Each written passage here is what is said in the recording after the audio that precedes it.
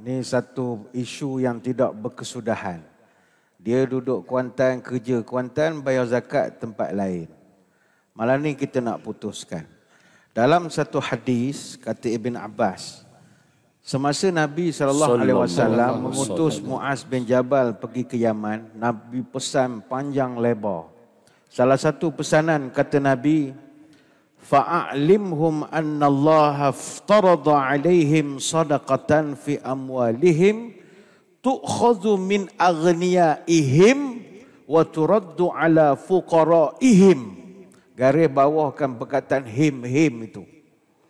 Nabi pesan pada Muaz, beritahu pada orang Yaman, mereka wajib bayar zakat pada harta mereka, diambil daripada kalangan orang-orang kaya dari kalangan mereka dan diagihkan kepada orang miskin dalam kalangan mereka. Ini hadis riwayat Imam Bukhari. Maka kata Muhammad bin Ahmad Al-Khatib Asy-Syarbini dalam kitab Mughni Al-Muhtaj ila Ma'rifati Ma'ani Al-Fazil Minhaj. Ini pesan dia.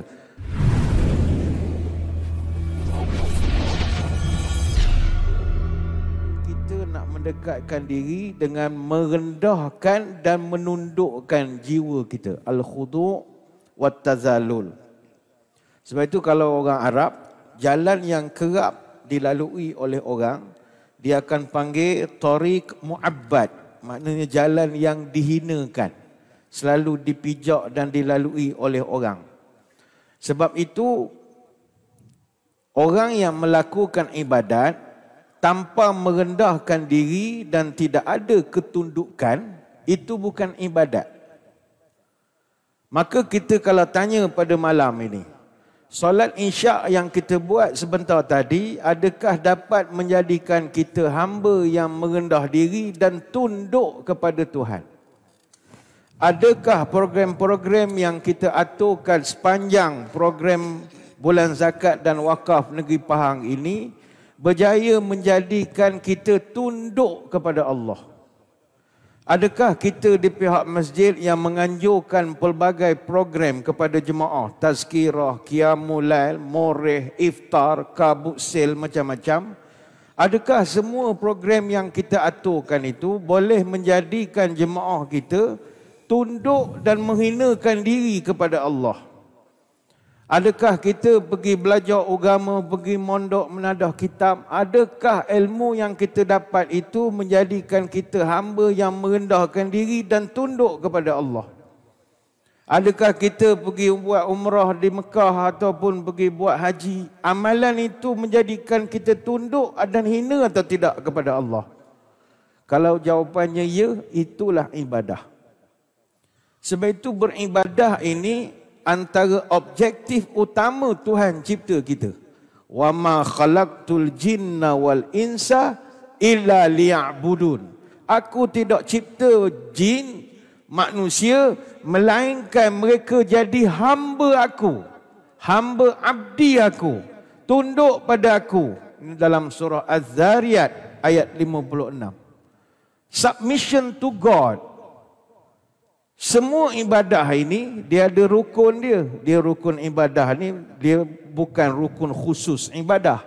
Dia kalau dalam ibadah semayang misalnya dia ada rukun. Ibadah semayang ini dia 3 rukun, qalbi, qauli, fi'li. Dipecahkan kepada 13. Kalau berdiri itu fi'li. Kalau niat tu qalbi, takbiratul ihram qauli, dia ada rukun-rukun dia. Tetapi dalam umum ibadah, dia mesti ada 3 rukun. Pertama sekali al-mahabbah, yang kedua ar-raja, yang ketiga al-khawf. Setiap ibadat kita buat mesti atas dasar cinta. Yang kedua mesti atas dasar harap dapat balasan.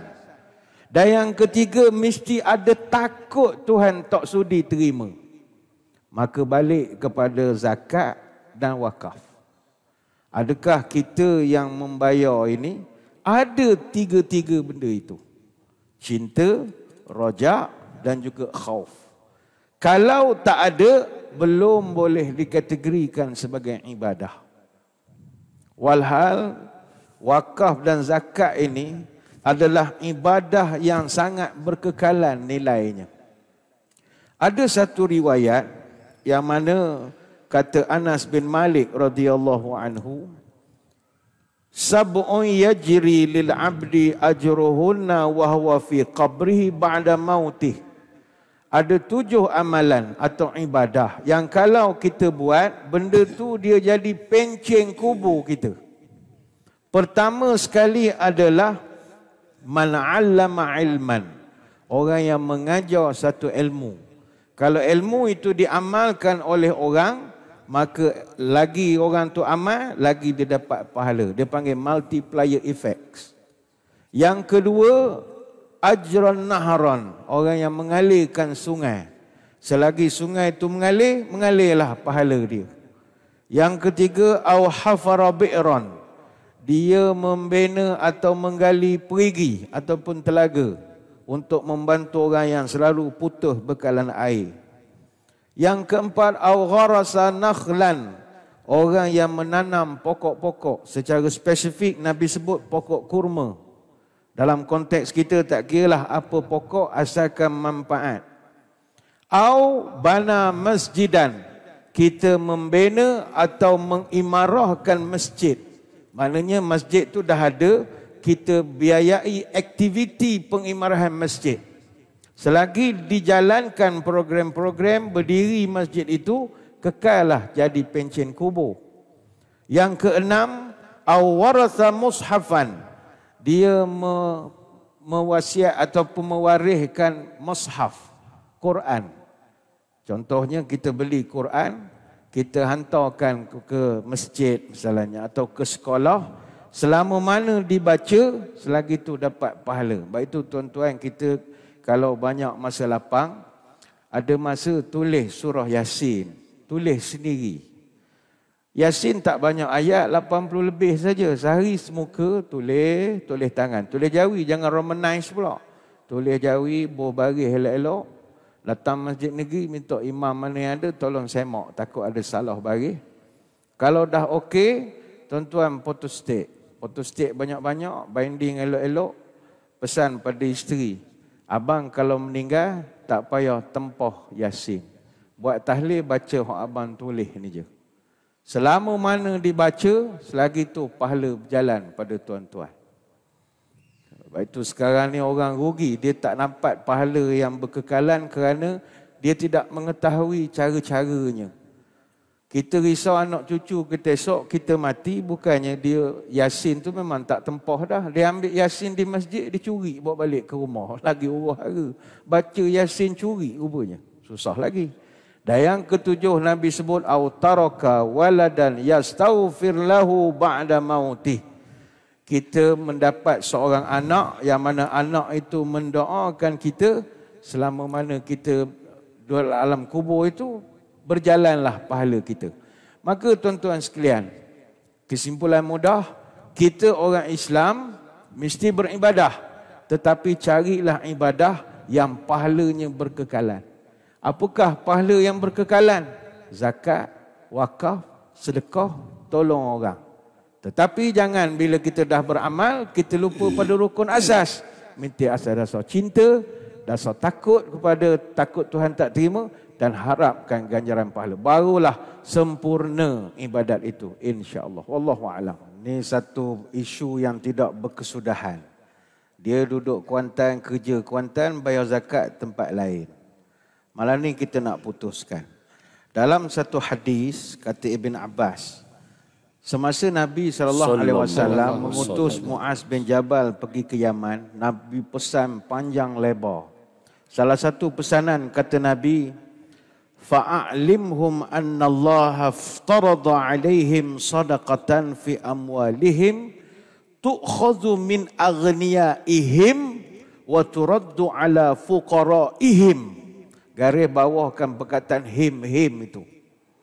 Nabi pesan pada Muaz, beritahu pada orang Yaman, mereka wajib bayar zakat pada harta mereka, diambil daripada kalangan orang-orang kaya dari kalangan mereka, dan diagihkan kepada orang miskin dalam kalangan mereka.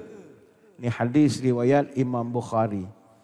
Maka kata Muhammad bin Ahmad Al-Khatib Asy-Syarbini dalam kitab Mughni Al-Muhtaj ila Ma'rifati Ma'ani Al-Fazil Minhaj.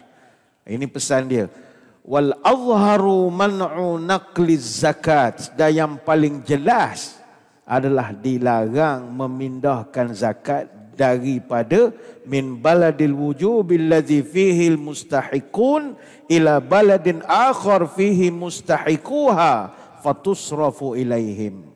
Dilarang memindahkan zakat dari negeri di mana orang yang berhak menerima zakat itu berada ke negeri yang penduduknya lain yang juga menerima zakat.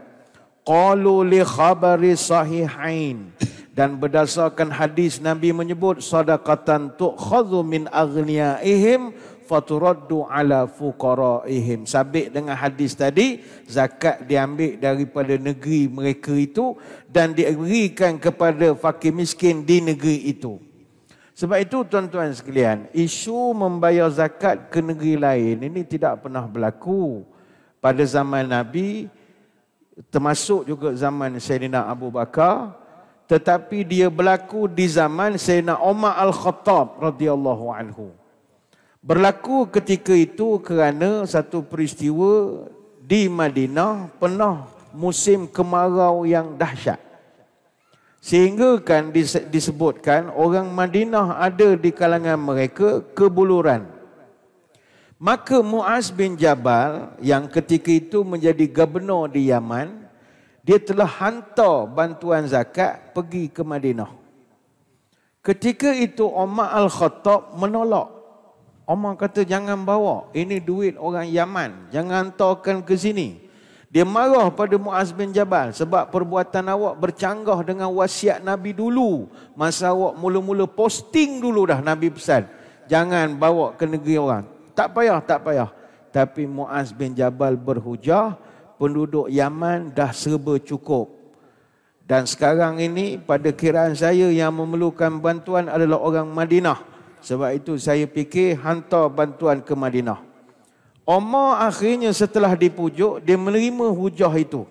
Dia menerima bantuan itu dan memerintahkan gubernur-gubernur lain di wilayah Islam untuk turut buat tindakan yang sama. Artinya penyaluran zakat ke tempat lain itu, kata para ulama, inspirasi daripada cerita Omar ini, nombor satu, mestilah penduduk daripada asal negeri itu memang dah berkecukupan. Contoh, tuan-tuan kerja di Pahang, tak nak bayar di Pahang, pastikan orang Pahang kaya semua. Ataupun cukup semua, baru hantar ke lain. Tapi selagi ada orang yang memerlukan, kena utamakan di sini. Kerana kita rezeki di sini. Kemudian yang kedua, kata Yusuf Qaradawi berdasarkan riwayat itu, mesti ada keperluan yang sangat mendesak di tempat yang kita nak bayar itu. Contoh, tuan-tuan duduk di Kuantan tapi asal pada Kelantan, misalnya ni contoh saja. Jadi kita pun fikir, kita orang Kelantan, kita bayar zakat Kelantan ya. Baik, soalan, ada keperluan mendesak tak untuk nak bantu ke sana? Kalau ada mendesak betul, tengah huru-hara, musibah berat, kemarau panjang, banjir besar dan sebagainya, itu diberikan kelonggaran. Kalau tidak, masih perlu di sini. Dan yang ketiga, kata Yusuf Al-Qaradawi, penghantaran zakat ke negeri lain daripada tempat kita, ianya hendaklah diaturkan oleh pemerintah dengan pemerintah. Bukan, maknanya G2G. Bukannya personal, bukannya individu. Ini huraian panjang. Tuan-tuan cari buku Hukum Zakat, tulisan Dr. Yusuf Al-Qaradawi, muka surat 802. Sebab itu dalam konteks amalan semasa kita di Pahang khususnya, penyaluran harta zakat keluar Pahang memang berlaku. Tetapi ia dilakukan oleh pihak pengurusan zakat. Atas arahan ulil amri, pemerintah, iaitu Majlis Agama Islam, maknanya ke bawah Duli Yang Maha Mulia Tuanku Sultan, menerusi pemantauan fatwa dan juga pemantauan daripada lembaga pemegang amanah PKZ itu sendiri. Dia bukan buat secara individu. Contoh, berlaku banjir besar di Kelantan dulu, kita salurkan. Tetapi G2G, bukannya personal. Dan negeri ataupun negara luar yang menerima santunan zakat itu adalah tempat yang memang menerima musibah besar. Contohnya banjir besar, tsunami, bencana kerana peperangan misalnya. Maka dalam konteks ini, perpindahan harta zakat itu berlaku dalam kawalan yang sangat ketat dan mesti dipastikan sampai kepada mereka yang berhak dengan selamat. Itulah yang ditunjukkan oleh Muaz bin Jabal radhiyallahu anhu ketika dia menghantar harta zakat orang Yaman pergi ke Madinah, dia pastikan sampai ke tangan pemerintah di Madinah dengan selamat, kemudian dia agihkan kepada penduduk Madinah yang memerlukan. Apa yang menjadi isu kita sekarang adalah orang buat secara individu. Dia buat secara sendiri-sendiri. Dia serahkan zakat secara langsung. Dia tak mengambil kira adakah harta zakat itu masih diperlukan dalam negeri kita, sekeliling kita. Di samping adakah tempat yang kita nak salurkan itu betul-betul ke memerlukan. Ataupun kita hanya hantar sebab kawan orang sana. Kawan nak hantar ke kampung kawan lah. Maknanya alasannya tidak kerana mudarat atau musibah. Maka itu perlu dipikirkan. Dan kadang-kadang kita menyalurkan pula kepada badan yang tidak berautoriti. Sehingga kan sumbangan itu tidak sampai kepada yang memerlukan. Jadi kita simpulkan, utamakanlah arahan ulil amri. Dan juga keputusan fatwa bahawa zakat mesti diserahkan dalam negeri badan yang berautoriti. Contohnya di Pahang, badan autoriti cuma satu saja, Pusat Kutipan Zakat kepada PKZ. Dan kalau ada keperluan nak dihantarkan ke luar negeri, biarlah menerusi badan berautoriti juga untuk nak disalurkan itu. Ini lebih menjamin keselesaan dan keselamatan berbanding kita sendiri-sendiri saja yang hantar keluar. Wallahu a'lam. Muslimin muslimat sekalian, ambilkan talam isi juadah. Talam perunggu sangatlah berat. Saya nak kenalkan satu ibadah, manfaat didapat dunia akhirat. Pergi ke pantai naik perahu, hendak menangkap ikan siakap. Jika tuan-tuan semua nak tahu, ibadah yang dimaksudkan adalah zakat dan wakaf. Dua ibadat ni sangat mustahak kerana manfaatnya besar. Dan kita ucap tahniahlah kepada pihak Pusat Kutipan Zakat dan Wakaf Pahang yang mengadakan kempen-kempen menerusi bulan zakat dan wakaf sebegini. Dan peranan ini dimainkan dengan baik sekali oleh pihak Masjid Negeri Sultan Ahmad I. Inilah peranan gabung jalin untuk nak beri kepahaman pada masyarakat. Ini bagus bulan zakat ini. Cuma saya kalau backdrop zakat wakaf ni tulis Rumi, kita ngeri sikit. Itu kalau Jawi itu dia selamat. Dia ngeri sebab zakat ni Z-A-K-A-T. Kalau salah eja, kuati itu T dengan R duduk sebelah saja. Jadi kena cetak kedai Cina, salah baris, memang huruf lain lah jadinya. Jadi tu ada seriau sikit, kena baca dami tu banyak kali sikit. Kalau tidak, kena tarik balik apa tarik balik. Jadi bagi pihak rakan-rakan di Pusat Kutipan Zakat dan Wakaf, saya lihat zakat bagus, tak ada masalah. Sebab zakat ni dia punya marketing dia power daripada dulu lagi. Atas highway, LPT, surau dia semua panduan waktu semayang semua zakat. Iklannya pun bagus. Ingat solat, ingat zakat. Ingat solat. Alhamdulillah. Cuma dari segi wakaf, rakan-rakan kita, Datuk Alidan dan juga pembantunya Dr. Muhammad Syakir bin Datuk Mat Taib, mereka ini nak menggalakkan pada seluruh masyarakat untuk kita sertai wakaf pula. Wakaf ni tuan-tuan, dia manfaat lebih pada sedekah. Sedekah ni manfaat dia sekejap. Pahala tapi manfaat sekejap. Tuan-tuan ada RM10, keluar masjid jumpa orang susah. Dia lapar, cik saya lapar, bagi RM10. Dia pergi ke pasar beli makan. Dia kenyang, tuan-tuan dapat pahala. Tengah malam kan dia sakit perut, pergi tandas, buang, habis. Habis, manfaatnya hilang. Tapi kalau wakaf, selagi ada sampai tu pahala. Nilai sama, RM10 juga. Sebab itu kita dalam nak beribadah kena bijak sana dan bijak sini juga. Sebab itu kajian-kajian di peringkat antarabangsa menunjukkan sekarang ni orang dah banyak memilih wakaf untuk nak membangunkan umat. Ada satu buku ditulis oleh seorang sarjana daripada Turki. Dia buat kajian A History of Philanthropic Foundation, the Islamic World from 7th Century to the Present.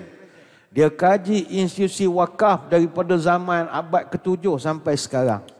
Sebab itu dia tunjukkan bahawa wakaf ini benar-benar membangunkan negara. Tak ada orang boleh pertikaikan. Tadi yang Ustaz Don cerita tu contoh Mesir satu saja. Di Turki, kita bagi Turki lah ya. Di Turki, semua yang ada di Turki itu wakaf. Di Turki semua wakaf. Tuan-tuan nampak ada pokok ke apa, semua tu wakaf. Di Turki hasil daripada wakaf orang Islam digunakan pertama untuk apa? Untuk pemuda-pemudi nak kahwin. Pakai duit wakaf. Lepas itu tuan-tuan ramai melenguh, Allah pening kepala, pitih tak ada ni nak menikah bila. Berwakaf, insya-Allah kita bangunkan situ ini sampai masa esok boleh digunakan untuk salurkan kepada orang-orang yang nak berumah tangga. Dan itu dibuat di Turki sekarang. Dengan duit wakaf juga mereka berikan allowance khas kepada anak-anak yang terpaksa cuti tanpa gaji ataupun berhenti kerja kerana nak menjaga mak bapak yang sakit. Oh, hebat. Duit wakaf. Tanpa ganggu duit kerajaan pun. Tak perlu isytihar dalam parlimen, bajet, kesidandun, tak perlu. Duit orang Islam sahaja. Yang ketiga, pokok-pokok yang ditanam di Istanbul yang cantik-cantik, bunga tulip semacam-macam, wakaf. Itu daripada dana wakaf. Begitu juga di Turki, Istanbul, tiap-tiap tahun negara mereka menjadi tempat singgahan migratory birds, burung-burung hijrah. Burung-burung hijrah ini dia spesies bangau. Kita takkan tak sedia makan. Dia datang nyinggah daripada hemisfera utara nak pergi ke Australia, lapar. Kalau nak pakai peruntukan kerajaan, bengkok kerajaan nak pergi makan ke bangau, orang ramai miskin lagi. Jadi dia gunakan duit wakaf. Burung-burung mendoakan kita berkat. Allah. Begitu juga dengan duit wakaf dia bantu untuk meringankan beban orang yang diisytiharkan bankrupt ataupun muflis. Dia berikan dana untuk memulakan kehidupan. Dan dengan wakaf juga mereka bantu untuk bekalkan membeli kasut sekolah kepada pelajar-pelajar miskin. Tuan-tuan, ini manfaat. Universiti Azhar tu legend lah. Itu legend yang tak boleh orang nak challenge. Saya di Mesir dulu, masa itu zaman inflasi ataupun zaman krisis kewangan Asia Tenggara begitu teruk sekali, lebih teruk daripada sekarang. $100 kat RM500 masa tu. Memang parah betul. Pelajar di Jordan hantar balik. Maknanya dah teruk sangat. Kita setakat ni tak ada lagi dengar pelajar hantar balik. Maknanya boleh bertahan. Zaman itu pelajar yang kerajaan tanggung marah apa di Jordan hantar balik. Jordan kan mahal macam pound sterling. Mesir masa itu ada dipanggil balik. Azhar tak bagi balik. Azhar kata mengaji di sini, duit tak ada. Kami bagi beras, kami bagi gula, kami bagi tepung. Bagi semua. Apa sebab? Bukan Al-Azhar kaya, wakaf. Sebab itulah kita melihat di barat sekalipun pendidikan mereka ditunjang oleh dipanggil wakaf, filantropis. Oxford University, wakaf. Pondok School of Law, School apa tu asalnya pondok tradisional bergabung menjadi satu institusi.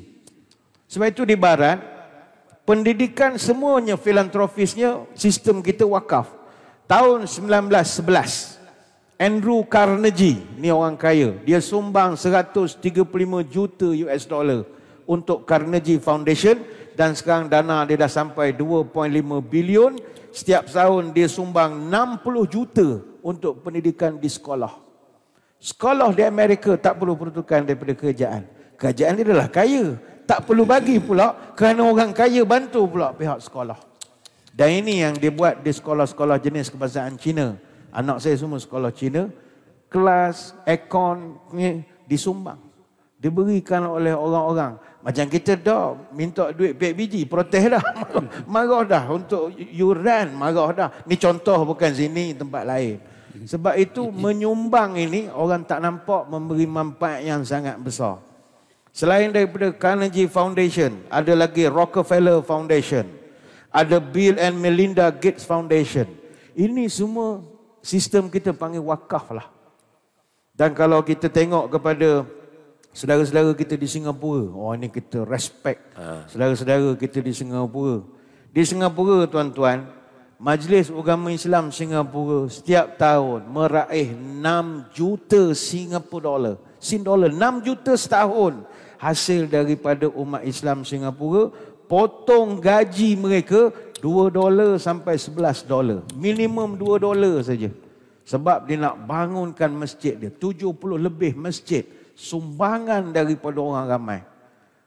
Artinya sistem wakaf ni sangat berkesan. Sebab itu kita merayulah kalau suara kita didengari di pihak luar. Kita di negara ni banyak GLC. Di negeri Pahang ni pun ada GLC, ada GLIC. Kalau di negara kita GLC, Government Link Companies ni ada 400 lebih. 400 lebih. Kalau GLIC ada 7, Government Link Investment Companies, LTAT, Kuap dan sebagainya lagi. Bayangkanlah kalau mereka berwakaf sebahagian saja daripada saham-saham syarikat mereka. Sebahagian je, bukan kita nak banyak.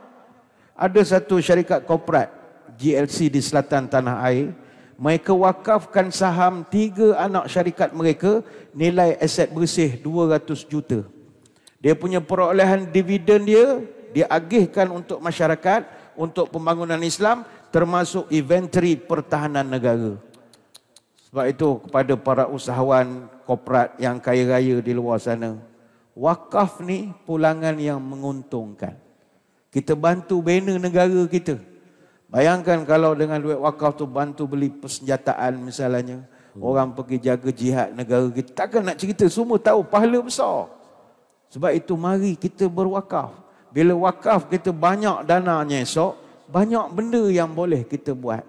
Tapi orang kita pendidikan wakaf ni kurang.